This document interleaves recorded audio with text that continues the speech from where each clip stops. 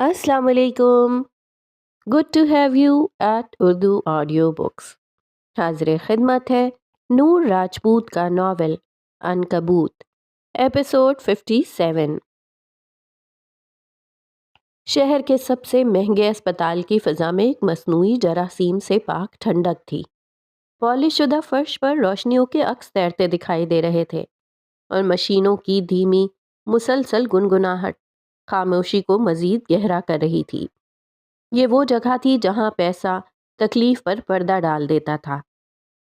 جیسے ہی فلک کو ہوش آیا اور اس کی حالت خطرے سے باہر نکلی، اسے سٹی اسپتال کی افراتفری سے نکال کر یہاں ایک وسیع پرائیویٹ سوئٹ میں منتقل کر دیا گیا تھا. کمرے کی بڑی کھڑکی سے ڈوبتے سورج کی آخری سنہری کرنیں اندر آ رہی تھیں، مگر بستر پر لیٹی فلک کے وجود کی طرح اس کمرے کی روح سرد اور بے رنگ تھی. اس نے ہوش میں آنے کے بعد سے ایک لفظ نہیں بولا تھا. اس کی آنکھیں کھلی تھیں مگر وہ دیکھ نہیں رہی تھی. وہ سن رہی تھی مگر سمجھ نہیں رہی تھی. اس کا خاندان، اس کے ماں باپ، اس کے بھائی، سب اس کے گرد موجود تھے، مگر وہ ان سب کے درمیان ہوتے ہوئے بھی تنہا تھی، ایک زندہ لاش کی طرح جس کی ہر سانس ایک اذیت تھی. جبکہ رئیس کل اسے منتقل کرنے کے بعد خود غائب ہو چکا تھا. باہر سیکیورٹی کڑی تھی مگر وہ دوبارہ خود نہیں آیا تھا. یہ شام کا وقت تھا جب فجر ولی کے ہمراہ اسپتال کی راہداری سے گزر کر اس سوئٹ کے دروازے پر پہنچی. وہ باہر ہی رک گیا. اسے ڈاکٹر سے ملنا تھا جبکہ فجر اندر داخل ہوئی. اس نے ہلکے بھورے رنگ کا سادہ سا سوٹ پہن رکھا تھا. سیاہ دوپٹہ سلیقے سے شانوں پر ٹکا تھا اور بالوں کو ایک ڈھیلے سے جوڑے میں قید کر رکھا تھا. آنکھوں پر لگا چشمہ اتار کر اس نے بالوں میں اڑس لیا. چہرے پر تھکن کے ساتھ ایک مضبوط ارادے کے آثار تھے. صبح وہ اپنی ماں کو یہیں چھوڑ کر گئی تھی تاکہ وہ برسوں بعد اپنے بچھڑے ہوئے خاندان سے مل سکیں. دن بھر آنسوؤں اور معافی تلافی کا سلسلہ چلا تھا. وجاہت عالمگیر نے آج جب اپنی بیٹی کو تکلیف میں دیکھا، اس کی تکلیف محسوس کی، تو اپنے ماں باپ کا خیال آیا جو اپنی بیٹی سے ملے بنا ہی مر گئے تھے. ان کی تکلیف محسوس ہوئی. آخر انہوں نے اتنا وقت کیوں لگا دیا تھا؟ جیسے ہی فجر اندر داخل ہوئی، صوفے پر بیٹھی نگین بیگم جو اپنی بیٹی کی خاموشی پر اندر ہی اندر گھل رہی تھیں، نے اسے دیکھا اور ان کی آنکھیں نفرت سے پھیل گئیں. پہلے وہ اپنے دکھ اور صدمے میں اسے ٹھیک سے دیکھ نہیں پائی تھیں، مگر اب اپنے سامنے کھڑی اس سپاٹ چہرے والی لڑکی کو دیکھ کر ان کے اندر کا سارا زہر ابل پڑا. یہ چہرہ ان کے نزدیک تباہی کی علامت تھا. یہ چہرہ ملعون تھا. اس چہرے نے کیا کچھ نہیں کیا تھا. وہ شاید اپنے حواسوں میں نہیں تھیں، اسے منار سمجھ رہی تھیں. تم یہاں کیا کر رہی ہو؟ ان کی آواز میں سندھی لہجے کی تلخی نمایاں تھی. اپنی جگہ سے اٹھ کھڑی ہوئی. فجر اپنی جگہ پر ٹھہر گئی. اس نے رخ موڑ کر ایک نظر بستر پر لیٹی فلک پر ڈالی جس کی خالی آنکھیں چھت کو گھور رہی تھیں. گلاس وال سے اس کا وجود زیادہ واضح نہ ہوا. مجھے فلک سے ملنا ہے. اس کی آواز پرسکون مگر اٹل تھی. اس نے اسپتال میں کافی وقت گزارا تھا مگر پہلی بار فلک کے سامنے جانے کی ہمت کر رہی تھی. جب سے اسے ہوش آیا تھا اس سے اس کا سامنا کرنے کی ہمت ہی نہیں ہو رہی تھی. میری بیٹی سے دور رہو، وہ جیسے پھنکاری. تم ملعون ہو. تم یہاں کیوں آئی ہو میری بیٹی کی بچی کچی زندگی بھی برباد کرنے؟ وہ کسی زخمی شیرنی کی طرح فجر پر چڑھ ڈالیں. ان کا ارادہ اسے دھکے دے کر باہر نکالنے کا تھا. اسی شور پر بستر پر لیٹی فلک نے آہستہ سے آنکھیں کھول لیں. وہ خالی اور ویران تھیں. اس نے گردن موڑ کر دروازے کی طرف دیکھا. اس کی ماں فجر کو وہاں سے نکالنا چاہتی تھی جبکہ فجر اپنی جگہ پر جمی ہوئی تھی. میں فلک سے ملے بغیر نہیں جاؤں گی. سوئٹ 2 کمروں اور ایک لاؤنج پر مشتمل تھا. یہاں شور شرابے کی اجازت نہیں تھی مگر نگین بیگم کا دکھ ان ضابطوں سے ماورا تھا. میں تمہیں اپنی بیٹی کے قریب بھی نہیں پھٹکنے دوں گی. انہوں نے اپنی نند یعنی ترنم بیگم کی طرف گھور کر دیکھا تھا. واضح اشارہ تھا کہ وہ اپنی بیٹی کو لے کر یہاں سے چلی جائے. اماں نے ایک نظر اپنی جگہ پر پتھر بنی فجر کو دیکھا اور ان کے چہرے پر اذیت کی لہر دوڑ گئی. فجر، خود پر قابو پاتے ہوئے اس کا نام لیا۔ آواز میں التجا تھی۔ میں کہیں نہیں جا رہی اماں، اس نے ماں کی طرف دیکھے بغیر کہا۔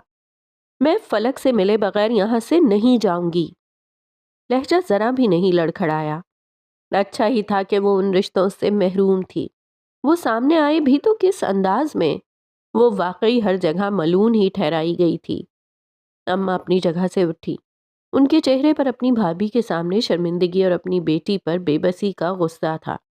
انہوں نے آگے بڑھ کر فجر کا بازو مضبوطی سے پکڑا اور اسے کھینچنے کی کوشش کی۔ چلی جاؤ یہاں سے، سنتی نہیں ہو تم؟ ہرگز نہیں۔ فجر نے اپنا بازو چھڑانے کی کوشش کی۔ میں نے کچھ غلط نہیں کیا، میں کیوں جاؤں؟ اس کا لہجہ اب بھی سرد اور سپاٹ تھا۔ تبھی اماں نے اسے کھینچ کر اس کا رخ پوری طرح اپنی جانب موڑا۔ عین اسی لمحے سوئٹ کا دروازہ کھلا اور ولی اندر داخل ہوا۔ وہ باہر ڈاکٹر سے فلک کی تازہ ترین رپورٹس ڈسکس کر رہا تھا اور اندر سے آتی آوازیں سن کر ہی آیا تھا۔ اماں کا غصہ اس کی ہٹ درمی پر اپنے عروج پر تھا۔ مگر وہ کیوں جاتی آخر؟ فجر جاؤ یہاں سے، تم فلک سے نہیں مل سکتی، نگین ٹھیک کہہ رہی ہے۔ کہ اس کی ماں کے الفاظ تھے جو اپنی بھابھی کے الزامات پر مہر لگا رہے تھے۔ وہ دنیا کے سامنے تسلیم کر رہی تھیں کہ ان کی بیٹی منحوس تھی۔ ساری دنیا کو انہوں نے ہی تو بتایا تھا۔ میں نہیں جا رہی۔ اپنے موقف سے ہٹ جانا فجر نے سیکھا ہی نہیں تھا۔ چہرہ سپاٹ تھا، جیسے اسے ان کے الفاظ سے کوئی فرق ہی نہ پڑتا ہو۔ عین اسی لمحے اماں کا ہاتھ بلند ہوا۔ اس سے پہلے کہ وہ تھپڑ فجر کے بے تاثر چہرے پر پڑتا، ولی ایک جھٹکے سے آگے بڑھا اور فجر کو کھینچ کر اپنے پیچھے کر لیا۔ اماں کا ہاتھ پوری قوت سے اس کے سینے پر پڑا۔ پیچھے ہٹ جاؤ لڑکے۔ اماں نے اسے خونخوار نظروں سے گھورا۔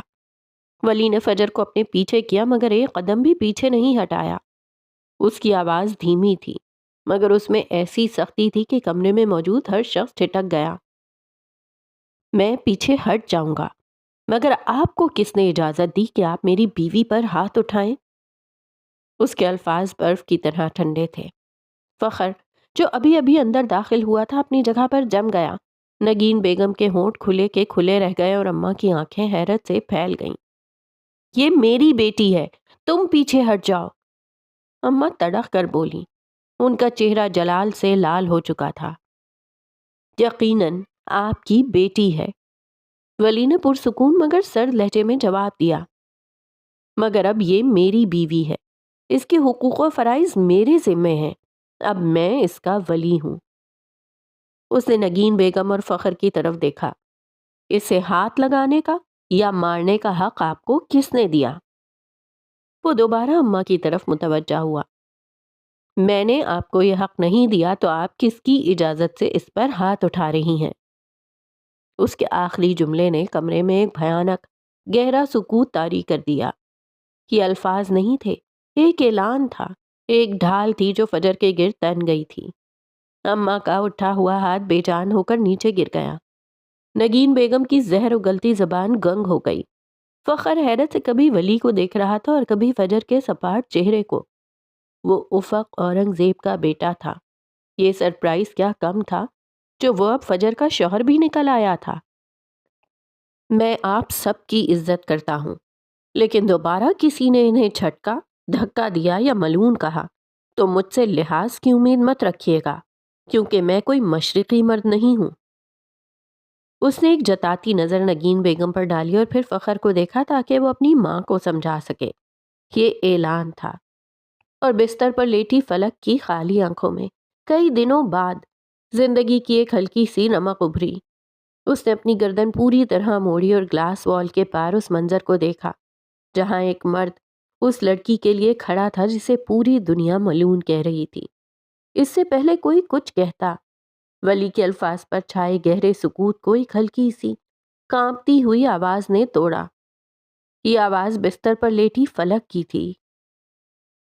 اماں! یہ ایک لفظ نہیں تھا، ایک کراہ تھی جو بمشکل اس کے پھٹے خشک ہونٹوں سے باہر نکلی تھی، مگر اس بھیانک خاموشی میں ایک دھماکے کی طرح گونجی۔ سب کی توجہ کا مرکز ایک لمحے میں بدل گیا۔ نگین بیگم جو ولی کے سامنے ساکت کھڑی تھیں پلٹ کر اپنی بیٹی کی طرف بھاگیں۔ فجر نے کھلے دروازے اور شیشے کی دیوار کے پار دیکھا۔ فلک ٹوٹے ہوئے وجود کے ساتھ اٹھنے کی کوشش کر رہی تھی اور اس کی ماں اس کے چہرے کو، اس کی پیشانی کو بے طرح چوم رہی تھیں، جیسے ان بوسوں سے اس کی روح پر لگے زخم بھر جائیں گے۔ فجر پتھرائی ہوئی نظروں سے یہ منظر دیکھتی رہی۔ نگین بیگم کے ہاتھوں میں اب فلک کے ہاتھ تھے جن پر نیلے اور پیلے نشان ابھرے ہوئے تھے۔ اس کی 2 انگلیاں ٹوٹی ہوئی تھیں۔ فخر کی مدد سے اسے سہارا دے کر بٹھایا گیا۔ فلک کے لب بھیجے ہوئے تھے، اس کے چہرے پر درد کی اتنی تہیں تھیں کہ گننا ناممکن تھا۔ یہ صرف جسمانی درد نہیں تھا، یہ اس کرب کا اظہار تھا جو اس کی روح کو چیتڑوں میں بدل چکا تھا۔ اس نے دھیرے سے مگر ایک حتمی انداز میں اپنی ماں کے ہاتھوں سے اپنے ہاتھ چھڑا لیے۔ یہ ایک چھوٹی سی حرکت تھی مگر اس میں ایک عمر کا انکار چھپا تھا۔ فخر کچھ کہہ رہا تھا، تسلیاں دے رہا تھا مگر وہ نہیں سن رہی تھی۔ اماں وہیں دروازے کے پاس جمی کھڑی تھی۔ فجر ابھی تک اپنی جگہ ساکت تھی اور ولی سنجیدہ کھڑا تھا۔ اور پھر فلک کی آواز ابھری۔ اس کی آواز ٹوٹی ہوئی تھی، ہر لفظ کے ساتھ اس کے گلے میں جیسے کانچ کی کرچیاں چبھ رہی تھیں، مگر اس میں ایک ایسی کاٹ تھی جس نے سب کو چھلنی کر دیا۔ میرے ساتھ ایسا کیوں ہوا؟ اس نے خالی نظروں سے سامنے بیٹھی اپنی ماں کو دیکھا جو اس کے بیڈ کی پائیتنی پر ٹکی ہوئی تھی۔ میں نے تو کبھی کسی کا برا نہیں کیا۔ ایک آنسو اس کی آنکھ سے ٹوٹ کر گال کی خراش پر گرا اور وہ تکلیف سے سسک اٹھی۔ اس نے نظریں گلاس وال کے پار کھڑی فجر پر جمائیں۔ آپ فجر کو باہر نکال رہی ہیں کہ وہ ملعون ہے، اسے دھکے ملنے چاہیے۔ سانس لینے میں مشکل پیش آ رہی تھی۔ لیکن اماں، میں تو ملعون نہیں ہوں، میں نے تو آپ کی ہر بات مانی ہے، پھر میرے ساتھ ایسا کیوں ہوا؟ اس کے چہرے کی خراشیں، پھٹے ہونٹ اور ویران آنکھوں کے پیچھے ایک چیتڑوں میں لپٹی روح تھی جو وہاں موجود ہر شخص سے سوال کر رہی تھی۔ میں نہ باغی ہوں، نہ ہی مضبوط، میں نے کبھی کسی سے اونچی آواز میں بات تک نہیں کی، میں نے کبھی کسی کا برا نہیں چاہا، کسی کو تکلیف نہیں دی، پھر میرے ساتھ ہی ایسا کیوں ہوا؟ اس کے سوال جائز تھے مگر جواب کس کے پاس تھا؟ اپنی جگہ جمی فجر کے اندر شیشے کا بنا کوئی محل دھڑام سے زمین بوس ہو گیا تھا۔ وہ یوں ہی کھڑی اسے دیکھتی رہی۔ پھول اگانے والی لڑکی، کہانیاں لکھنے والی لڑکی، جس نے اپنی پوری زندگی اطاعت کی مقدس چادر اوڑھ کر گزار دی تھی، جس نے کبھی انجانے میں بھی کسی چونٹی کو نہ مسلا تھا، اس کے حصے میں اتنی اذیت کیوں آئی تھی؟ چپ کر جا میری دھی، اتنا نہ بول، تکلیف ہوگی، لیٹ جا میری دھی۔ نگین بیگم اسے چپ کروانا چاہتی تھیں، اس کے سوالوں کے نیچے دبنے کے خوف سے اسے اپنی باہوں میں بھرنا چاہتی تھیں، مگر فلک آج چپ نہیں رہ سکتی تھی۔ کیوں چپ کر جاؤں اماں، کیوں؟ اس کی آواز اب ایک درد بھری چیخ میں بدلنے لگی، وجود کپ کپانے لگا۔ میں نے کبھی کسی کو انکار نہیں کیا، زبان ہوتے ہوئے بے زبان گڑیا بنی رہی، کبھی سر اٹھا کر بات نہیں کی، ہمیشہ بڑوں کے فیصلوں پر سر جھکایا۔ آپ لوگوں نے مجھے جس کھوٹے سے باندھا میں چپ چاپ بن گئی، میں نے انکار نہیں کیا تھا، رجب سے شادی کرنے پر بھی نہیں، صرف اس لیے کہ آپ سب خوش ہو جائیں، کہ خاندان جڑا رہے، قبیلے کا سر اٹھا رہے۔ اس کی نظریں اب فخر اور اپنی ماں کے درمیان بھٹک رہی تھیں۔ اگر فجر باقی ہے، اگر وہ آپ کے بنائے ہوئے اصولوں پر نہیں چلتی، اگر وہ خاندان کا حصہ بننے کے قابل نہیں، مگر میں تو تھی، میں تو آپ سب کے لیے ایک مثالی بیٹی تھی، میں باقی نہیں ہوں، پھر میری فرما برداری کا یہ صلہ کیوں ملا؟ کیوں؟ وہ چیخنا چاہتی تھی مگر گلے نے جواب دے دیا۔ جسم درد سے ٹوٹ رہا تھا، وہ اپنی پوری قوت صرف کر کے بول رہی تھی، اس کے وجود کا ذرہ ذرہ تڑپ رہا تھا۔ فخر نے آگے بڑھ کر اس کا کندھا تھپتھپایا۔ بس کر دو فلک، پلیز۔ نہیں، مجھے جواب چاہیے۔ کیا ایک مشرقی لڑکی ہونے کی سزا یہی ہے کہ وہ اپنے خوابوں کی قبر پر چپ چاپ آنسو بہاتی رہے، اپنی ہر خواہش کو مار کر دوسروں کی خوشی میں مسکرانے کا ناٹک کرے؟ میں نے یہ سب کیا تو پھر میرے وجود کو اس گندی کلی کی غلاظت میں کیوں روندا گیا؟ میری روح کو کیوں تار تار کیا گیا؟ میری کیا غلطی تھی؟ رئیس اورنگزیب سے رشتہ یا آپ لوگوں کی فرسودہ روایات پر سر جھکانا؟ بتائیں مجھے، میری کیا غلطی تھی؟ اس کی چیخ ایک گھٹی ہوئی سسکی میں بدل کر جب دم توڑ گئی تو کمرے میں ایک ناقابل بیان بھاری خاموشی چھا گئی۔ وہ تکیے پر ایک بے جان گڑیا کی طرح گر گئی۔ اس کا جسم اب بھی ہلکے ہلکے جھٹکے کھا رہا تھا۔ نگین بیگم اپنی جگہ بت بنی بیٹھی تھی۔ ان کے پاس نہ تسلی کے الفاظ تھے نہ آنسو۔ فخر کا چہرہ درد اور بے بسی سے سرخ پڑ رہا تھا۔ دروازے کے باہر فجر کے مضبوط قدم اب اس کا بوجھ نہیں اٹھا سکے۔ فلک کا ہر لفظ، اس کی ہر سسکی اس کے اندر کی دیواروں کو مسمار کر رہی تھی۔ وہ آہستہ سے دیوار کا سہارا لیتی ہوئی اپنے پیروں پر بیٹھ گئی۔ گھٹنے سینے سے لگے ہوئے تھے۔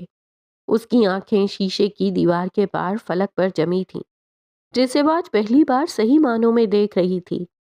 وہ لڑکی جسے وہ ہمیشہ ایک خوش قسمت، لاڈلی اور محفوظ شہزادی سمجھتی تھی، آج اس کائنات کی سب سے تنہا اور ٹوٹی ہوئی مخلوق لگ رہی تھی۔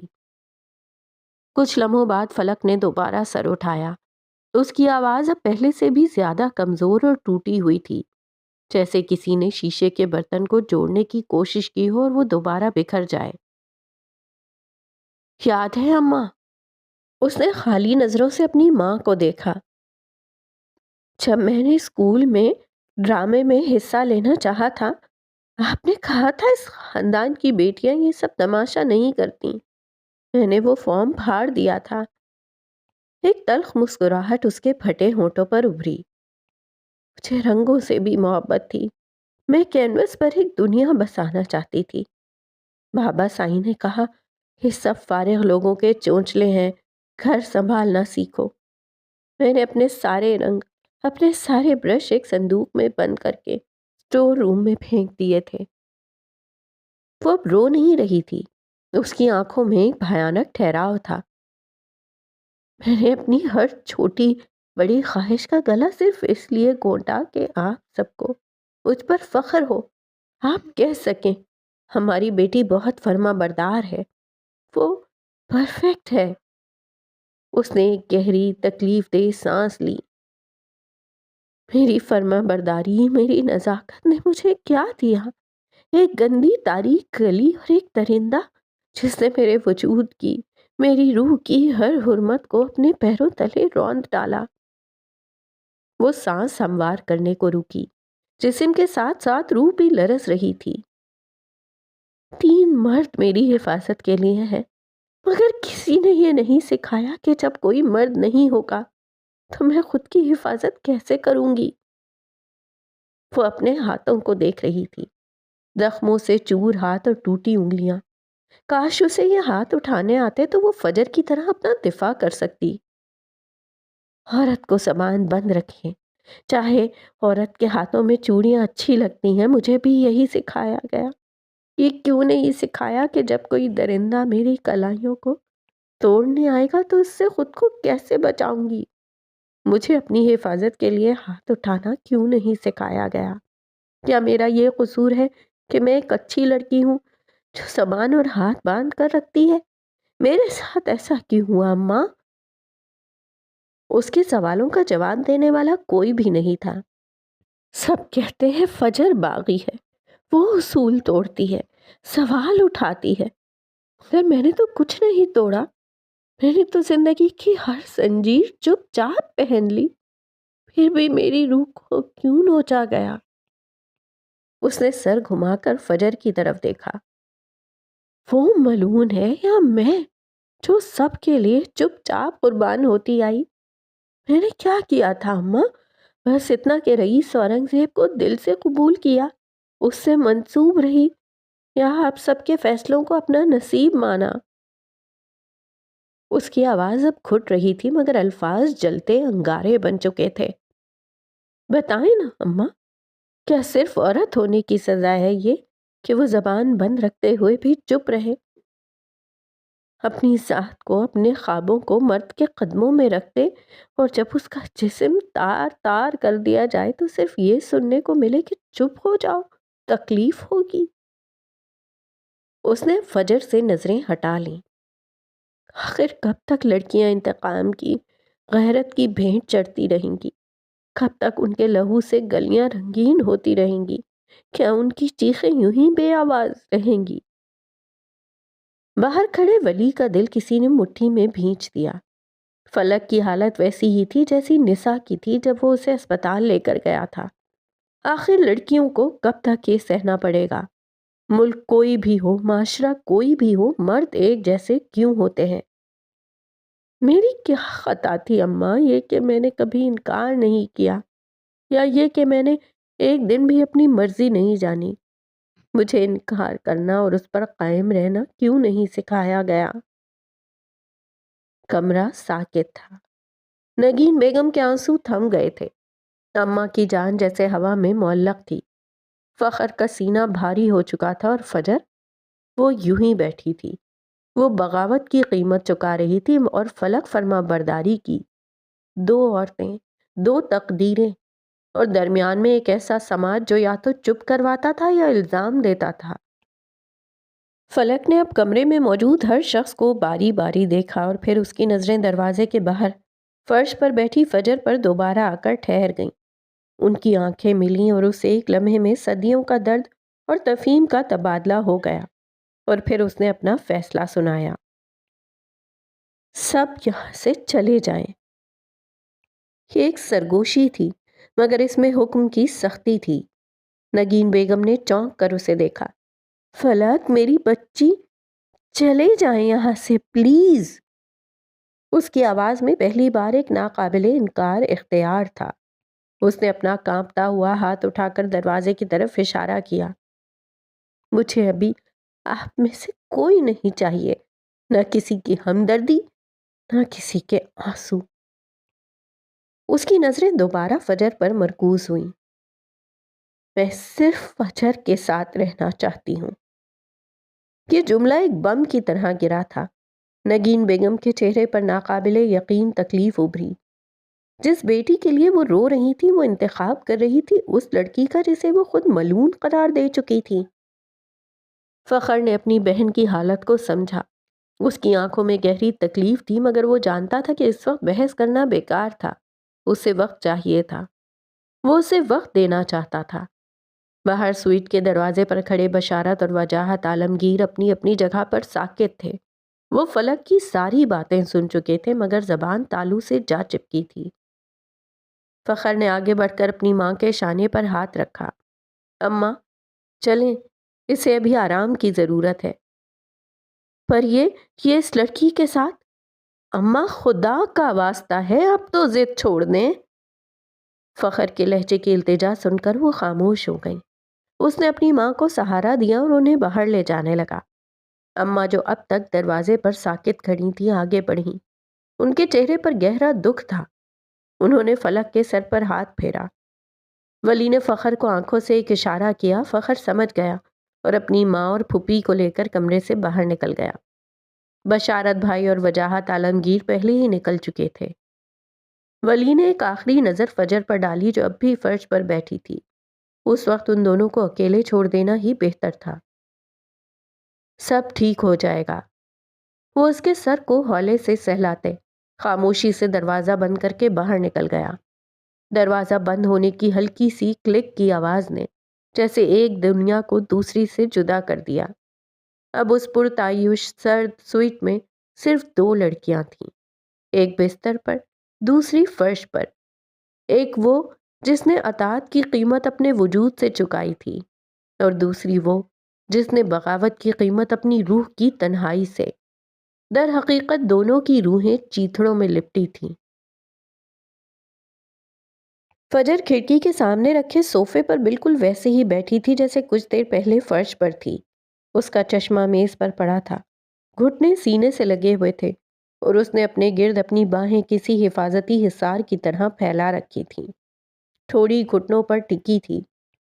اس کی نظریں کھڑکی سے باہر پھیلی رات کی سیاہی میں کھوئی ہوئی تھیں، جہاں شہر کی روشنیاں مدھم ستاروں کی طرح ٹمٹما رہی تھیں۔ کمرے میں مشینوں کی دھیمی گنگناہٹ کے سوا مکمل خاموشی تھی۔ یہ ایک بھاری بوجھل خاموشی تھی جو الفاظ سے زیادہ معنی خیز تھی۔ کتنی ہی دیر گزر گئی، پھر فلک کی ٹوٹی ہوئی آواز نے سکوت کو توڑا۔ تم نے یہ سب کیسے سیکھا فجر؟ اس کی آواز اب سرگوشی سے زیادہ بلند نہ تھی، مگر اس میں ایک ایسی پیاس تھی جو صدیوں پر محیط لگتی تھی۔ تم نے اپنا دفاع کرنا کیسے سیکھا؟ فجر نے اپنی پوزیشن تبدیل نہیں کی، نہ ہی اس کی طرف دیکھا۔ اس کا جواب ہوا میں تحلیل ہوتا محسوس ہوا۔ جب انسان یہ جان لیتا ہے نا کہ اسے بچانے کوئی نہیں آنے والا، تو وہ خود سیکھ جاتا ہے۔ اس کے لہجے میں کوئی تلخی نہیں تھی، کوئی فخر نہیں تھا، بس ایک حقیقت کا بیان تھا، اتنا ہی سرد اور بے رحم جتنا خود زندگی کا اصول ہوتا ہے۔ فلک نے تکیے سے ٹیک لگائے، اپنی زخمی انگلیوں کو دیکھا۔ ان پر جمے خون کے نشان اب صاف تھے، مگر اسے ابھی بھی نظر آئے تھے۔ جب میں نے سنا تھا کہ تم نے اپنے دفاع میں ایک قتل کیا تھا تو مجھے بہت عجیب لگی تھی، ایک خوفناک معمہ۔ اس نے ایک لمحے کو توقف کیا۔ مگر آج احساس ہوا کہ اگر 10 لوگ بھی تمہیں مارنے آئیں، تمہاری جان اور پہچان چھیننے آئیں، تو انہیں چیر پھاڑ ڈالنا چاہیے، اپنے ہاتھوں، پیروں، اپنے ناخنوں، اپنے دانتوں کا ہر چیز کا استعمال کرنا چاہیے۔ اپنا دفاع کرنا ضروری ہے۔ وہ دھیمی آواز میں کہہ رہی تھی، جیسے خود کو سبق پڑھا رہی ہو۔ پھر اس نے فجر کو دیکھا جو اسے نہیں دیکھ رہی تھی۔ وہ کہیں اور الجھی تھی۔ اس کا چہرہ ابھی تک سرد و سپاٹ تھا، نہ دکھ، نہ رنج، نہ خوف۔ لیکن میں اپنے ہاتھوں کا استعمال نہیں کر سکی۔ اس کی آواز میں ایک بھیانک بے بسی تھی۔ مجھے کسی نے سکھایا ہی نہیں تھا۔ یہ جملہ ایک چابی کی طرح تھا جس نے فجر کے ذہن میں قید ماضی کے دروازے پر دستک دی۔ وہ وہیں بیٹھی رہی، مگر اس کا وجود حال میں نہیں تھا۔ وہ ماضی کے ایک تاریک تنگ گلیارے میں جا پہنچی تھی۔ 16 سال کی تھی وہ جب اس کے ماں باپ نے اسے پہلی بار مارنے کی کوشش کی تھی۔ اسے تھوڑا تھوڑا زہر دیا جاتا تھا، اسے بیمار رکھا گیا تھا تاکہ وہ آہستہ آہستہ مر جائے، مگر وہ بچ گئی۔ ان کے دل نرم پڑ گئے تھے یا اس کی زندگی ابھی باقی تھی؟ تم اتنی مضبوط کیسے بنی فجر؟ وہ واقعی جاننا چاہتی تھی۔ وہ اس کی اذیتوں کی گہرائی سے واقف نہیں تھی، وہ صرف سطح پر نظر آنے والی برف کی چٹان دیکھ رہی تھی، اس کے نیچے چھپے آتش فشاں سے بے خبر تھی۔ اس نے کبھی اپنی ذاتی زندگی ڈسکس نہیں کی تھی۔ فجر کی آنکھوں کے سامنے ایک اور منظر ابھرا۔ وہ 17 سال کی تھی، سردیوں کی ایک لمبی رات، گہری نیند میں تھی جب اسے اپنے چہرے پر ایک شدید دباؤ محسوس ہوا۔ اس کی سانس رک رہی تھی، آنکھیں کھل نہیں رہی تھیں۔ اس کے منہ پر ایک بھاری تکیہ تھا۔ وحشت سے اس کا پورا وجود کانپ رہا تھا۔ وہ مرنا نہیں چاہتی تھی۔ اس نے اپنے ہاتھ پاؤں مارنے شروع کیے، پوری قوت سے خود کو چھڑانے کی کوشش کی۔ اس کے ناخن ابا کے بازو میں گڑ گئے، اس کی ٹانگوں نے بستر کو ٹھوکریں ماریں۔ وہ ایک جنگلی جانور کی طرح لڑ رہی تھی، اپنی زندگی کے لیے، اپنی سانسوں کے لیے۔ اور پھر اچانک وہ دباؤ ہٹ گیا۔ ابا کی ہمت شاید دم توڑ گئی تھی۔ وہ اسے چھوڑ کر کمرے سے باہر نکل گئے۔ وہ وحشت زدہ سی بستر کے دوسرے کنارے پر سمٹ گئی۔ حلق خشک تھا، سانس نہیں آ رہا تھا، مگر وہ رو نہیں پائی، اس کے آنسو جم گئے تھے۔ باہر سے آتی آوازیں آج بھی سنائی دے رہی تھیں۔ وہ ہماری بچی ہے، میں اسے مرتا ہوا نہیں دیکھ سکتی۔ یہ اماں کی سسکیوں بھری آواز تھی۔ وہ ہماری بچی نہیں ہے، میں اسے اپنی نہیں مانتا۔ اس کا چہرہ دیکھا ہے تم نے؟ میں یہ سب جانتے ہوئے بھی اسے… یہ ابا کی چیخ تھی، وہی باپ جس کی انگلی پکڑ کر اس نے چلنا سیکھا تھا، اب اس کے وجود سے ہی انکاری تھا۔ وہ اب اسے مارنا چاہتا تھا۔ پچھلے 1 سال سے ابا اماں مزید خوفزدہ رہنے لگے تھے۔ ان 2 حادثوں کے بعد کچھ بھی پہلے جیسا نہیں رہا تھا۔ آہستہ آہستہ وہ ان سے دور ہوتی گئی۔ آہستہ آہستہ ابا اسے مارنے کے لیے مزید سنکی ہوتا گیا۔ اماں ابا چیختے تھے، اس نے چیخنا چلانا سیکھ لیا۔ وہ اسے مارنے کی کوشش کرتے اور اس نے خود کا دفاع کرنا سیکھ لیا۔ زندگی میں کبھی اپنی سالگرہ پر اس نے کیک نہیں کاٹا تھا، اسے کبھی تحفہ نہیں ملا تھا۔ ہر سالگرہ پر اسے بس موت کی کوئی نئی کوشش ملتی تھی۔ وہ ایک جھٹکے سے حال میں واپس آئی۔ اسے ابھی بھی سانس لینے میں دشواری ہو رہی تھی، مگر اس نے اپنے لب نہیں کھولے۔ وہ فلک کو اپنی اذیتوں کی داستان نہیں سنانا چاہتی تھی، اس کی تکلیف پہلے ہی بہت زیادہ تھی۔ اسے خاموش دیکھ کر فلک خود ہی بولی، تم نے اپنی پہچان قائم رکھی، اکیلے ہوتے ہوئے بھی کیسے؟ تم اس معاشرے میں سروائیو کر رہی ہو۔ فجر کے ذہن میں ایک چہرہ ابھرا، رئیس اورنگزیب۔ جس شخص کے اصولوں نے فلک کو یہاں تک پہنچا دیا تھا، اسی نے فجر کو جینے کا ایک اصول سکھایا تھا۔ جب کوئی تمہاری پہچان چھیننے آئے تو اسے چیر پھاڑ دینا، اپنی شناخت پر کبھی سمجھوتا مت کرنا۔ یہ الفاظ اس نے اپنے اندر کہیں لکھ لیے تھے۔ وہ سروائیور تھی، رو کر، لڑ کر، خوفزدہ ہو کر، وہ سروائیو کرتی گئی۔ پھر ارسل برہان گردیزی آیا، جس نے محبت کا دعویٰ کیا، اور پھر اس کے وعدے ریت کی دیوار ثابت ہوئے۔ اس نے اس کے کردار کو مسخ کرنا چاہا۔ محبت کرنے والے یوں بھی کرتے ہیں۔ لوگ اسے قاتل سمجھتے تھے، اسے ڈائن کہتے تھے، اس کے سائے سے بھی بچتے تھے، پھر بھی وہ کھڑی رہی، کیونکہ گرنے کا مطلب موت تھا، اور وہ جینا سیکھ چکی تھی، وہ جینا چاہتی تھی۔ فلک کی آواز نے اسے پھر چونکا دیا۔ رئیس نے، اس نے بھی مجھے قبول ہی نہیں کیا۔ وہ شروع سے اس رشتے سے انکاری تھا۔ مجھے ہمیشہ لگتا تھا کہ مجھ سے زیادہ ٹھکرایا ہوا کوئی نہیں۔ اس نے ایک تلخ ہنسی ہنسی۔ لیکن آج لگ رہا ہے کہ میری دھتکار تو کچھ بھی نہیں تھی۔ تمہیں تو اس سے بھی بڑی دھتکار ملی، ان سے جنہیں دنیا میں سب سے بڑھ کر محبت کرنی چاہیے تھی۔ فجر نے پہلی بار گردن موڑ کر اسے دیکھا۔ اس کی آنکھوں میں اب وہ سپاٹ پن نہیں تھا، بلکہ ایک گہری اداس تفہیم تھی۔ فلک اس کی خاموشی کے پیچھے چھپے طوفانوں کو محسوس کر رہی تھی۔ تمہیں تمہارے اپنوں نے دھتکار دیا، اور میرے اپنوں نے مجھے ایک ایسے درندے کے نام کر دیا جس نے مجھے مار ڈالا۔ بتاؤ فجر، کون زیادہ قصوروار ہے؟ اس نے کوئی جواب نہیں دیا۔ وہ آہستہ سے صوفے سے اٹھی اور بستر کے قریب آ کر کھڑی ہو گئی۔ اس کی آنکھیں فلک کے چہرے پر موجود خراشوں، اس کے پھٹے ہوئے ہونٹوں اور اس کی ویران آنکھوں پر جمی تھیں۔ پھر وہ اس کی پائتنی کے قریب بیٹھ گئی۔ مجھے مضبوطی ورثے میں نہیں ملی فلک۔ اس کی آواز اب بھی دھیمی تھی۔ مضبوطی انتخاب ہوتی ہے، ایک تکلیف دہ انتخاب۔ جب تمہارے پاس رونے اور لڑنے کے علاوہ کوئی راستہ نہ بچے اور تم لڑنے کا انتخاب کر لو تو تم مضبوط بن جاتے ہو۔ تمہیں بنایا نہیں جاتا، تم بنتے ہو۔ ہر زخم، ہر آنسو، ہر دھوکہ تمہیں تراشتا ہے۔ وہ ایک لمحے کو رکی۔ تمہیں لگتا ہے میں نے اپنی پہچان قائم رکھی؟ سچ یہ ہے کہ میری کوئی پہچان تھی ہی نہیں جسے میں قائم رکھتی۔ مجھے تو ہر روز اپنی ایک نئی پہچان بنانی پڑتی ہے، صرف زندہ رہنے کے لیے۔ کبھی باغی، کبھی قاتل، کبھی ملعون۔ میرا تو چہرہ بھی میرا نہیں ہے، اس سے بڑی اذیت کیا ہوگی؟ اور میں تو صرف ایک مثالی بیٹی بننا چاہتی تھی، ایک فرما بردار بیوی، ایک اچھی بہن۔ میں نے اپنی ساری زندگی دوسروں کے بنائے ہوئے سانچوں میں ڈھلنے میں گزار دی۔ फलक की आवाज टूट गई।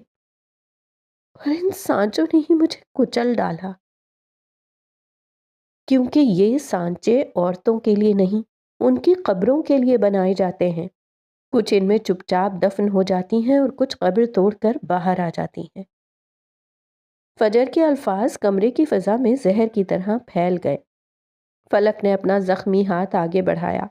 फजर एक लम्हे को हिचकिचाई, फिर उसने आगे होकर उसका हाथ थाम लिया। उसके हाथ सर्द थे मगर मजबूत थे। फलक के हाथ कांप रहे थे मगर उनमें एक नई जिंदगी की हरारत थी। उसने फलक का हाथ थामे रखा, जैसे उसकी हड्डियों में छुपी कमजोरी को अपनी उंगलियों की मजबूत गिरफ्त से समेट रही हो। वो लम्हा छोटा था मगर उसमें एक उम्र की थकन उतरी हुई थी। फिर वो आहिस्ता से बोली, जैसे अल्फाज की डोर से वो फलक की बिखरी रूह को समेट रही हो। हम उन सांचों में नहीं ढलेंगे जो हमारी रूह को चीथड़ों में बदल दें, जो हमसे हमारी शनाख्त छीन लें, जो हमें तकलीफ पहुंचाएं, जो हमें बेआबरू करें।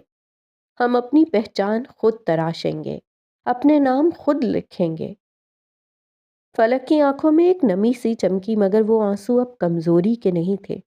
वो पहली बार किसी ऐसी औरत के साथ खड़ी थी जो सिर्फ कर्ब दिखाती नहीं थी, उनसे लड़ना सिखाती थी। मैं थक चुकी हूँ। मैं कुछ वक्त अब सिर्फ खुद के लिए जीना चाहती हूँ। फजर की आंखें गहरी हो गईं। उसने जज्बात में सर हिलाया। यही हमारी सबसे बड़ी बगावत है, खुद को चुन लेना। इस दुनिया में जहां औरत को अपनी जात सबसे आखिर में रखने की तरगीब दी जाती है, वहां खुद को चुन लेना एक इनकलाबी कदम है। फलक ने अपने अंदर वो सन्नाटा महसूस किया जो बरसों से आबाद था, और फिर उसी लम्हे वो सन्नाटा हिलने लगा, जैसे बर्फ के नीचे किसी चश्मे ने बहना शुरू कर दिया हो। मैं सर झुकाकर जीने से इनकार करती हूँ, फलक आहिस्ता मगर पुरअज़्म लहजे में कहने लगी। अगर मेरी खामोशी को कमजोरी समझा गया तो अब मेरी आवाज गूंजेगी। मैं हर उस शख्स को बेनकाब करूंगी जिसने मेरे साथ दुखों का कारोबार किया। फजर ने पहली बार मुस्कुराहट में वो रोशनी दिखाई जो शायद बरसों से दफन थी। यही तो जिंदगी है, एक इनकार। हर उस नामुमकिन चीज का इनकार जो तुम्हें मजबूर करती है कि तुम खुद को भूल जाओ, जो तुम्हें अजियत देती है, जो तुम पर तशद्दुद करती है, जो तुम्हें बेआबरू करती है। हम वो कड़ियां होंगी जो अपनी जंजीर खुद बनाएंगी। हम वो आईना होंगी जिसमें औरत अपनी असल पहचान देख सकेगी। कमरे के बाहर अस्पताल के लॉन में कहीं दूर रात की ठंडी हवा पत्ते हिला रही थी। खिड़की के बाहर रोशनियों ने मद्धम होना शुरू किया, जैसे शहर भी उनकी गुफ्तगू के सहर में खो गया हो। अगर मैं एक दिन मर भी जाऊं तो मेरे बारे में कहा जाए कि ये वो औरत थी जो आखिर वक्त तक खुद के लिए खड़ी रही, फलक ने कहा। और फजर ने अपना हाथ उसके माथे पर रखा, जैसे वो लफ्ज खुद लिख रही हो या फिर हौले से बोली। और मैं चाहती हूँ कि मेरे नाम के साथ ये ना जोड़ा जाए कि मैं सिर्फ एक कातिला थी, बल्कि ये लिखा जाए कि मैं वो औरत थी जो मरने से पहले 10 बार जिंदा हुई, हर बार अपने कातिल को हरा कर। कुछ लम्हे खामोशी के गुजरे और फिर फलक ने आहिस्ता से पूछा, वो लोग जो बचपन में ही मर जाते हैं मगर फिर भी सांस लेते रहते हैं, क्या वो कभी पूरी तरह जीते हैं? फलक के सवाल पर उसने खिड़की के पार तारीकी को देखा, जैसे वहां से कोई रोशनी निकालने की कोशिश कर रही हो। जीते हैं। जब वो दूसरों को जीने का हुनर सिखा देते हैं तो वो खुद भी जीना सीख जाते हैं। फलक ने आहिस्ता से सर हिलाया, जैसे उसने भी जिंदगी को अब एक नया नाम दे दिया हो। हम नई औरतें हैं, उसने सरगोशी में कहा, जैसे कोई हलफ ले रही हो, जिन्हें ना जंजीरें कैद कर सकेंगी न इल्जाम। हम अपनी आंखों में तूफान पालेंगी और अपनी हड्डियों में चिराग रखेंगी। हम वो होंगी जिन्हें कोई डरा नहीं सकेगा, कोई बेआबरू नहीं करेगा, क्योंकि हम ہم ڈرنا چھوڑ چکی ہیں۔ فجر نے دھیرے سے سر جھکا دیا جیسے وہ اس حلف پر مہر ثبت کر رہی ہو۔ اس کا چہرہ اب بھی سپاٹ تھا، مگر اس کی آنکھوں میں ایک طوفان تھم کر ایک نئی جنگ کی تیاری کر رہا تھا۔ قبریں توڑ کر باہر آنے والی عورتیں گھائل ضرور ہوتی ہیں، مگر وہ زندہ ہوتی ہیں، اور ایک زندہ عورت سے زیادہ خطرناک کچھ بھی نہیں۔ رات کی سیاہی شہر پر ایک گہری چادر کی طرح تن چکی تھی، مگر اس فلک بوس عمارت کی سب سے اونچی منزل پر واقع دفتر میں روشنی اور سائے کا ایک مہلک کھیل جاری تھا۔ رئیس اپنے وسیع و عریض دفتر میں، جو اس کی سلطنت کا مرکز تھا، تنہا تھا۔ کمرے میں خاموشی کا راج تھا، جیسے صرف ایئر کنڈیشنز کی دھیمی گونج اور سامنے دیوار جتنی بڑی اسکرین سے آتی آوازیں توڑ رہی تھیں۔ وہ سیاہ چمڑے کی کرسی پر براجمان تھا، ایک بے رحم بادشاہ کی طرح یہ منظر دیکھ رہا تھا۔ اسکرین پر ابھرتا وجود کسی شکاری پرندے کی طرح مہلک اور حسین تھا، تارکول کی طرح سیاہ بزنس سوٹ میں ملبوس عروجہ جمال، جس کے بال ایک سخت جوڑے میں قید تھے اور بھوری رنگت پر سنجیدگی پتھر کی طرح جمی تھی۔ کورٹ شوز نے اس کے قد کو مزید ہیبت ناک بنا دیا تھا۔ وہ جاذب لغاری کے گھر میں تھی، اسی گھر میں جہاں کبھی ماتم بچھا تھا اور آج ایک نیا طوفان دستک دے رہا تھا۔ جاذب کی بیوہ بکھرے ہوئے حلیے میں اپنے دو سہمے ہوئے بچوں کو سینے سے بھینچے بیٹھی تھی۔ اس کی آنکھوں میں آنسوؤں سے زیادہ خوف تھا۔ آخر کیا چاہتے ہو تم لوگ؟ خدا کے لیے ہمارا پیچھا چھوڑ دو۔ اس کی آواز میں التجا اور بے بسی تھی۔ عروجہ نے اپنے دونوں ہاتھ پشت پر باندھ رکھے تھے۔ اس کا چہرہ سپاٹ تھا، جیسے کسی سنگ تراش نے جذبات کا ہر نشان چھیل دیا ہو۔ زیادہ کچھ نہیں۔ اس کی آواز اتنی ہی سرد تھی جتنا اس کا چہرہ۔ بس اپنے بھائی سے کہو کہ اپنی قبر سے باہر نکل آئے۔ میں نہیں جانتی وہ کہاں ہے۔ وہ پھٹ پڑی۔ میں نے اسے روکا تھا، خدا گواہ ہے، میں نے اسے اس انتقام سے منع کیا تھا۔ رجب نے اس کی ایک نہ سنی تھی، اور آج اس کی حماقت کا خمیازہ یہ پورا خاندان بھگت رہا تھا۔ اس سے کوئی فرق نہیں پڑتا کہ تم نے کیا کہا تھا۔ عروجہ ایک قدم آگے بڑھی۔ اس نے اپنی ٹانگ اٹھا کر سامنے پڑی شیشے کی میز پر رکھی۔ اس کا انداز حاکمانہ تھا۔ وہ مسز جاذب کی طرف جھکی۔ اگر وہ باہر نہ آیا تو میں تمہارے ان بچوں اور تمہارے خاندان کے ساتھ وہ کروں گی جس کا تصور بھی تمہارے وہم و گمان میں نہیں ہوگا۔ اس کے لہجے کی برف جیسی ٹھنڈک مسز جاذب کی ریڑھ کی ہڈی میں سنسنی بن کر دوڑ گئی۔ اس نے ایک جانب کھڑے اپنے گارڈ کی طرف ہاتھ بڑھایا، جس نے فوراً ایک ٹیبلٹ اس کے ہاتھ میں تھما دیا۔ اس نے اسکرین آن کر کے مسز جاذب کے چہرے کے سامنے کر دی۔ اس پر ایک ویڈیو چل رہی تھی۔ جامشوروں میں واقع ان کے آبائی گھر کا منظر تھا، جہاں اس کے بوڑھے ماں باپ اور بہنوں کو کچھ مسلح افراد نے گھیر رکھا تھا۔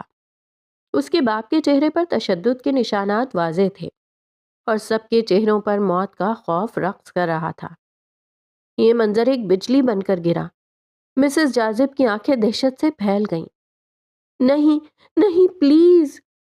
وہ زمین پر گرنے کے انداز میں جھکی۔ خدا کا واسطہ ہے، انہیں کچھ مت کرنا، انہیں چھوڑ دو۔ وہ اب گڑ گڑا رہی تھی۔ اس کی ساری ہمت جواب دے گئی تھی۔ عروجہ نے میز سے پاؤں ہٹایا اور سیدھی کھڑی ہو گئی۔ اس کی آنکھوں میں ایک لمحے کو بھی رحم کی رمق پیدا نہیں ہوئی۔ تمہیں 4 گھنٹے کی مہلت دیتی ہوں۔ اس کی آواز ایک فیصلہ سنا رہی تھی۔ 4 گھنٹے میں اگر رجب رضا نے ہمارے سامنے سر نہیں جھکایا تو۔ اس نے ایک لمحے کا وقفہ لیا، اور اس کی آنکھیں کسی قاتل کی طرح ٹھنڈی اور بے رحم ہو گئیں۔ میرے باس اپنی جنگ کے اصول رکھتے ہیں، وہ عورتوں کو استعمال نہیں کرتے۔ اس نے اپنی شہادت کی انگلی سے اپنے سینے پر دستک دی۔ مگر میرے کوئی اصول نہیں ہیں، میں کسی کو نہیں بخشتی۔ یہ کہتے ہی اس نے میز پر ایک زوردار ٹھوکر ماری۔ شیشے کی سطح پر دراڑیں پڑ گئیں۔ بچے بلک کر چیخے اور مسز جاذب نے انہیں اپنی باہوں کے ٹوٹے ہوئے حصار میں مزید بھینچ لیا۔ وہ جس شاہانہ اور شفاق انداز میں آئی تھی، اسی انداز میں واپس پلٹ گئی۔ اس کے جانے کے بعد بھی اس کے قدموں کی آہٹ اور اس کی دھمکی کی گونج اس گھر کی دیواروں میں قید ہو کر رہ گئی۔ دفتر میں بیٹھے رئیس کے لبوں پر ایک پرسکون تقریباً غیر محسوس مسکراہٹ ابھری اور غائب ہو گئی۔ جب تک عروزہ اس کے ساتھ تھی اسے کسی بات کی فکر نہیں تھی، وہ طوفانوں کا رخ موڑنا جانتی تھی۔ اس نے ریموٹ سے اسکرین بند کر دی، جس سے کمرہ ایک بار پھر نیم تاریکی میں ڈوب گیا۔ اس نے میز کا نچلا دراز کھولا اور ایک فائل نکالی، پروجیکٹ رانیہ۔ یہ اس کے اور فجر کے درمیان طے پانے والا معاہدہ تھا۔ وہ اس کے اوراق پلٹ رہا تھا۔ اس کی انگلیاں کاغذ کو محسوس کر رہی تھیں، مگر اس کی سوچیں کہیں اور تھیں۔ کافی دیر کی گہری سوچ بچار کے بعد اس کے چہرے پر ایک عزم ابھرا، جیسے وہ شطرنج کی بساط پر اپنی اگلی فیصلہ کن چال کا انتخاب کر چکا ہو۔ عین اسی لمحے لفٹ کے آنے کی مخصوص گھنٹی بجی اور دروازہ کھلا۔ مراد اندر داخل ہوا۔ اس کے قدم مضبوط تھے، مگر چہرے پر دن بھر کی تھکن اور ایک نئی پریشانی آیا تھی۔ وہ احمد، اورنگزیب اور زرتاش کو فلک سے ملوانے کے بعد انہیں رئیس مینشن چھوڑ کر سیدھا یہیں آیا تھا۔ وہ خاموشی سے رئیس کے سامنے والی کرسی پر بیٹھ گیا۔ رئیس نے فائل بند کر کے ایک طرف رکھی اور نظریں اٹھا کے اسے دیکھا۔ وہ دونوں آدمی مارے گئے۔ مراد کی آواز میں شکست کی تلخی تھی۔ یہ وہی دو مخبر تھے جنہوں نے یہاں گھسنے کی کوشش کی تھی اور کسی موسیٰ کے آنے کا پیغام دیا تھا۔ رئیس کے حکم پر انہیں چھوڑ دیا گیا تھا تاکہ ان کی رسی پکڑ کر اصل سانپ تک پہنچا جا سکے، مگر رسی کاٹ دی گئی تھی۔ وہ اپنے مالک تک پہنچانے سے پہلے ہی ہمیشہ کے لیے خاموش کر دیے گئے تھے۔ اس نے ایک گہرا سانس لیا اور اپنی کرسی سے اٹھا اور آہستہ آہستہ چلتا ہوا شیشے کی اس دیوار کے سامنے جا کھڑا ہوا جہاں سے پورا شہر اس کے قدموں میں بکھرا نظر آتا تھا۔ اس نے پینٹ کی جیبوں میں ہاتھ ڈال لیے۔ اس کا عکس شیشے پر ایک طاقتور سائے کی طرح ابھر رہا تھا۔ آخر یہ ہے کون؟ اس کی آواز میں غصے سے زیادہ حیرت تھی، ایک ایسی ناقابل برداشت حیرت جو اس کے جیسی ہر شے پر قادر شخصیت کے لیے سب سے بڑی توہین تھی۔ یہ کون ہے جو بار بار رئیس اورنگزیب کی سلطنت کی دیواروں میں نقب لگانے کی جرت کر رہا ہے؟ وہ اپنے اس اندیکھے دشمن سے مخاطب تھا جو سائے میں رہ کر وار کر رہا تھا اور اب تک اس کی گرفت سے باہر تھا۔ شہر کی روشنیاں اس کی آنکھوں میں جل بجھ رہی تھیں، مگر اس کے ذہن میں ایک نئے زیادہ خطرناک اور پوشیدہ دشمن کا اندھیرا گہرا ہو رہا تھا۔ ایک نیا سورج اگا تھا۔ یہ محض روشنی کا ایک دائرہ نہیں تھا جو مشرق سے طلوع ہوا تھا، ایک پیغام تھا، ایک وعدہ، گزشتہ شام کی گہری اداس خاموشی پر ایک سنہری مہر۔ ہسپتال کے پرتعیش سوئٹ کی کھڑکی سے چھن کر آتی ہوئی کرنوں نے کمرے کی مصنوعی ٹھنڈک میں زندگی کی حرارت گھول دی تھی۔ پالش شدہ فرش پر تیرتے عکس اب بے جان نہیں لگ رہے تھے، ان میں ایک امید کی چمک تھی۔ کل تک جو کمرہ ایک مقبرے کی طرح سرد اور بے رنگ تھا، آج رنگوں کے ایک سیلاب میں ڈوبا ہوا تھا۔ یہ منار کے ملازمین تھے، وہ لوگ جنہیں فلک نام سے بھی نہیں جانتی تھی۔ وہ عقیدت اور محبت کے ڈھیروں گلدستے لے کر آئے تھے۔ کمرہ گلاب، چنبیلی اور موتیے کی ملی جلی خوشبو کے ایک فوج کے حصار میں تھا جو فضا میں پھیلی مایوسی کو شکست دے رہی تھی۔ وہ ان پھولوں کے درمیان بستر پر سہارا لیے بیٹھی فلک مسکرا رہی تھی۔ یہ کسی کیمرے کے لیے یا کسی کو دکھانے کے لیے کھینچی گئی مسکراہٹ نہیں تھی۔ اس میں کوئی نقلی پن، کوئی بناوٹ نہیں تھی۔ یہ ایک ہلکی سی ٹھہری ہوئی مسکراہٹ تھی جو روح کے چیتڑوں پر اگنے والے پہلے پھول کی طرح تھی۔ اس کی آنکھوں میں اب بھی درد کی پرچھائیاں تھیں، مگر ان پر ایک نئی صبح کا نور غالب آ چکا تھا۔ دوپہر کے وقت جب زیادہ تر لوگ جا چکے تھے، تب روحی صفدر کے ساتھ اندر داخل ہوئی۔ اس کے سر کے کافی بال اتر چکے تھے اور چہرے پر بیماری کی زردی تھی، مگر اس کی بڑی بڑی آنکھوں میں ایک عجیب سی دانائی اور زندگی سے لڑنے کی چمک تھی۔ اس نے ہاتھ بڑھا کر فلک کو ایک کاغذ کا بنا ہوا ستارہ دیا۔ وہ اس کے لیے مکڑی نہیں لا سکتی تھی، وہ فلک کے لیے ستارہ لائی تھی۔ یہ میں نے آپ کے لیے بنایا ہے۔ اس کی آواز کمزور تھی مگر اس میں ایک حوصلہ تھا۔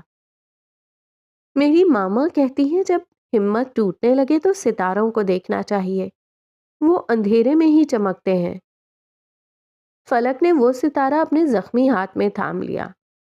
اس ایک لمحے میں دو مختلف عمر کی، دو مختلف جنگیں لڑتی روحوں نے ایک دوسرے کو پہچان لیا۔ فلک کو احساس ہوا کہ مضبوطی کا مطلب چیخنا یا لڑنا ہی نہیں ہوتا، مضبوطی کا مطلب اس بچی کی طرح مسکرا کر اپنی جنگ جاری رکھنا بھی ہے۔ اس نے ایک نظر دروازے کے پاس کھڑی فجر پر ڈالی جو خاموشی سے سب کچھ دیکھ رہی تھی۔ کل رات سے وہ اس کے ساتھ تھی، وہ اسے دیکھتے ہوئے سوچ رہی تھی۔ وہ فجر جیسی نہیں بن سکتی تھی اور نہ ہی بننا چاہتی تھی۔ فجر ایک ایسی چٹان تھی جو طوفانوں کو چیر دیتی تھی، مگر وہ پانی کی طرح تھی، نرم، خاموش، اپنی راہ بنانے والی۔ اسے اپنی نزاکت کو اپنی طاقت بنانا تھا، اسے کھونا نہیں تھا۔ یہ احساس ایک سکون بن کر اس کے وجود میں اتر گیا۔ شام تک لوگ آتے جاتے رہے۔ ڈاکٹرز اس کی ذہنی اور جسمانی حالت میں اتنی تیزی سے آتی ہوئی بہتری پر حیران تھے۔ دن یوں ہی گزرتا گیا۔ ولی فجر کی جگہ منار گیا تھا۔ فلک کے گھر والے آئے اور مل کر چلے گئے۔ وہ اسے ہنستا دیکھ کر حیران تھے، کبھی فجر کو تو کبھی اسے دیکھ رہے تھے۔ اور پھر آہستہ آہستہ شام ڈھلنے لگی۔ فجر اسے ویل چیئر پر بٹھا کر کھڑکی کے پاس لے آئی تاکہ وہ باہر کا نظارہ کر سکے۔ تب سوئٹ کا دروازہ کھلا، رئیس اندر داخل ہوا۔ اس کے چہرے پر سختی نہیں تھی بلکہ ایک گہری سنجیدگی تھی۔ آنکھیں سیاہ چشمے کے پیچھے چھپی تھیں۔ اس کے پیچھے ولی اور ان کے پیچھے عروزہ اور مراد تھے۔ کمرے کی فضا یکدم بدل گئی۔ سوئٹ کی صفائی کرتے ملازم بھی ایک لمحے کو ٹھٹک گئے۔ ولی اور فجر کی نگاہیں ملیں۔ ولی نے دونوں ابرو اٹھا کر آنکھوں ہی آنکھوں میں اسے پوچھا کہ وہ کیسی تھی۔ ہیزل آنکھوں نے خاموشی سے کئی جواب دے دیے۔ وہ پرسکون ہو گیا۔ سچ تو یہ تھا کہ ان کتھئی اور ہیزل آنکھوں کو بات کرنے کے لیے بولنے کی ضرورت نہیں پڑتی تھی۔ رئیس سیدھا میز کے پاس آیا۔ اس نے کسی سے کچھ نہیں کہا، بس ایک فائل میز پر رکھی۔ یہ تم لوگوں کے پروجیکٹ کا کانٹریکٹ ہے۔ اس کی آواز بھاری تھی۔ رئیس گروپ اسے بغیر کسی منافع کے اسپانسر کرے گا۔ کمرے میں ایئر کنڈیشن کی دھیمی گنگناہٹ کے سوا مکمل سکوت طاری ہو گیا۔ یہ الفاظ نہیں تھے، یہ ایک ٹوٹے ہوئے رشتے پر رکھا گیا مرہم تھا۔ یہ ایک گھر کی بنیاد کا دوسرا پتھر تھا۔ فلک نے اپنی ویل چیئر پر بیٹھے ہوئے سامنے میز پر رکھے کانٹریکٹ کو دیکھا۔ اس کے پیچھے فجر نے آگے بڑھ کر ویل چیئر کی پشت کو تھاما۔ رئیس کی نظریں اٹھیں۔ وہ بالوں کو ایک جانب گرائے دوپٹہ شانوں پر پھیلائی کھڑی تھی۔ کانوں میں چھوٹے چھوٹے ٹاپس چمک رہے تھے جبکہ شفاف گردن بالکل خالی تھی۔ یہ نظر ایک لمحے کے لیے اٹھی تھی اور رئیس کے گلے میں گلٹی ابھر کر معدوم ہو گئی۔ حلق خشک ہو گیا۔ وہ فوراً رخ موڑ گیا۔ یہ چشمہ اسی لیے لگا رکھا تھا کہ وہ اپنی آنکھوں کے دھت ہونے کو باقیوں سے چھپا سکے۔ فجر کے ساتھ ولی ایک خاموش محافظ کی طرح آ کھڑا ہوا۔ رئیس دیکھ ہی نہیں پایا کہ اس کے آنے سے فجر کے رخسار لال ہو گئے تھے۔ وہ اس کے قریب کھڑا تھا جبکہ دوسری جانب عروزہ، مراد اور رئیس تھے۔ یہ ایک منظر نہیں تھا، یہ ایک گھر کی تعمیر کا لمحہ تھا جس کی بنیاد فلک کے عزم نے رکھی تھی، جس کی دیواریں فجر کی مضبوطی نے اٹھائی تھیں، جسے ولی کی حفاظت نے سہارا دیا تھا، اور آج رئیس کے اس ایک فیصلے نے اس پر چھت ڈال کر اسے مکمل کر دیا تھا۔ ان کا گھر مکمل ہو چکا تھا۔ فلک نے نظریں اٹھا کر رئیس کو دیکھا۔ اس کی آنکھوں میں شکوہ نہیں تھا، صرف ایک خاموش تفہیم تھی۔ وہ جانتی تھی کہ یہ صرف ایک پروجیکٹ نہیں، یہ ایک کفارہ تھا۔ یہ ان تمام غلطیوں کا ازالہ کرنے کی ایک کوشش ہے جنہوں نے روح کو چیتڑوں میں بدل دیا تھا۔ اس کے ہونٹوں پر وہی پرسکون مسکراہٹ ابھری۔ چیتڑوں میں لپٹی روحوں کو ڈھانپنے کا وقت آ گیا تھا، اور اس بار لباس ریشم کا نہیں، عزم اور خودداری کا تھا۔ رئیس ہیڈ آفس کی بلند ترین منزل پر کھڑا تھا جہاں سے شہر کی روشنیاں اس کے قدموں میں بکھری ہوئی تھیں۔ مراد اس کے پہلو میں تھا۔ اس کے چہرے پر گہری تشویش نمایاں تھی۔ رئیس نے آج اعلان کیا تھا کہ وہ فجر اور فلک کے پروجیکٹ کو اسپانسر کرے گا۔ ایک ایسا فیصلہ تھا جو مراد کی سمجھ سے بالا تر تھا۔ نہ صرف اعلان کیا تھا بلکہ رئیس گروپ کی سبھی سائٹس پر یہ خبر پھیل چکی تھی۔ لوگ پرجوش نظر آ رہے تھے۔ تم یہ واقعی اسپانسر کر رہے ہو؟ مراد کی آواز میں کوف تھی۔ مجھے یہ پروجیکٹ شروع سے ہی پسند نہیں۔ میں اس لیے خاموش تھا کہ تم کچھ اور سوچ رہے ہوگے۔ جب تم نے منع کیا تو مجھے بہت اچھا لگا، مگر اب یہ کیا ہے؟ رئیس نے ایک لمبی سانس لی۔ شہر کی روشنیاں اس کی بے چین آنکھوں میں جھلملا رہی تھیں۔ ہاں، میں یہ اسپانسر کر رہا ہوں۔ تم بھول رہے ہو کہ تم رئیس اورنگزیب ہو۔ لوگ اس بچکانہ پروجیکٹ پر ہنسیں گے۔ مراد کا لہجہ براہ راست تھا۔ وہ رئیس کو اس کے حقیقی راستے سے بھٹکتا نہیں دیکھ سکتا تھا۔ وہ چاہتا تھا کہ رئیس یا تو فجر کو اپنا لے یا اسے بھول جائے۔ یہ درمیان کی کیفیت اسے برداشت نہیں تھی۔ ہاں، میں جانتا ہوں میں رئیس اورنگزیب ہوں، پر اس نے خشک گلا تر کیا۔ اس کی نگاہیں کہیں دور ان بکھری ہوئی روشنیوں میں کچھ تلاش کر رہی تھیں۔ آج کل میں بھولنے لگا ہوں مراد۔ آج کل میں بھولنے لگا ہوں کہ میں رئیس اورنگزیب ہوں۔ آج کل میں بھولنے لگا ہوں کہ وہ مجھ سے 17 سال چھوٹی ہے۔ وہ فجر معراج ہے، منار معراج کی بہن۔ مراد نے اسے غور سے دیکھا۔ اس کے چہرے پر سوالیہ نشان تھا۔ آج کل میں یہ بھولنے لگا ہوں کہ اس کا منار سے کوئی رشتہ بھی ہے۔ میں بھولنے لگا ہوں کہ وہ دشمن ہے۔ اس کی آواز میں ایک عجیب سی بے چارگی تھی، جیسے وہ خود کو سمجھانے کی کوشش کر رہا ہو۔ میں بھولنے لگا ہوں کہ مجھے اسے مارنا ہے۔ وہ پیدا ہی اس لیے ہوئی ہے۔ کئی سال میں نے صرف اسی لیے اس کا انتظار کیا تھا۔ میں بھولنے لگا ہوں مراد کہ 3 سال پہلے میں نے اس کے لیے جال بچھایا تھا۔ مجھے اس سے سب کچھ چھیننا ہے۔ اس نے اپنا ہاتھ ریلنگ پر جما لیا۔ انگلیاں سفید پڑنے لگیں۔ میں بھولنے لگا ہوں کہ اس کی شکل منار سے ملتی ہے۔ میں بھولنے لگا ہوں کہ مجھے اس چہرے کی وجہ سے کتنی تکلیفیں اٹھانی پڑیں۔ آج کل میں سب کچھ بھولنے لگا ہوں مراد۔ میں یہ اذیتیں اور تکلیفیں بھولنے لگا ہوں۔ میں اپنی چیخیں بھولنے لگا ہوں۔ میں اپنے وجود کی بے حرمتی بھولنے لگا ہوں۔ میں سب بھولنے لگا ہوں۔ بس یاد رہتی ہے تو وہ۔ اس نے آنکھیں بند کر لیں، جیسے وہ اس تکلیف دہ یا یاد سے فرار حاصل کرنا چاہتا ہو۔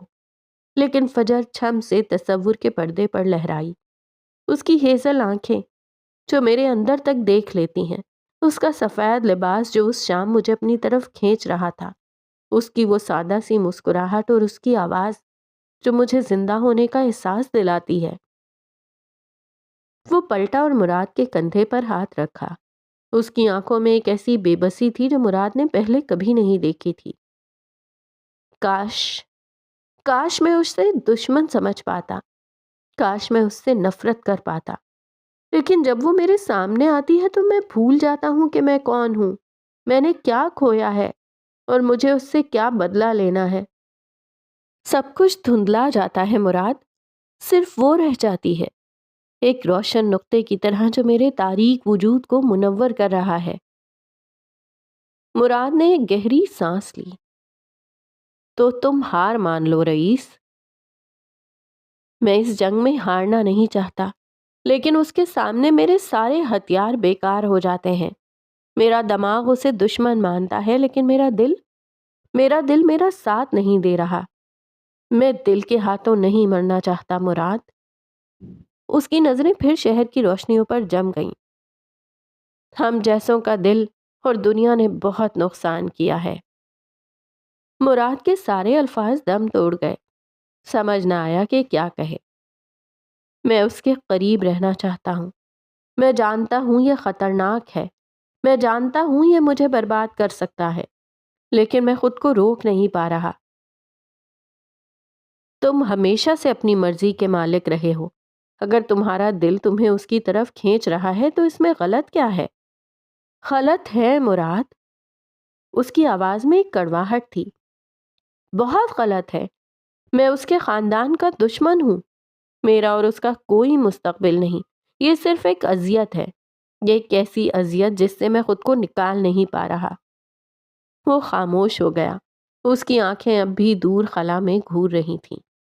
مراد نہیں جانتا تھا کہ اس کے اندر ایک نئی جنگ شروع ہو چکی تھی، اور اس جنگ میں اس کا سب سے بڑا حریف کوئی اور نہیں بلکہ خود وہ تھا۔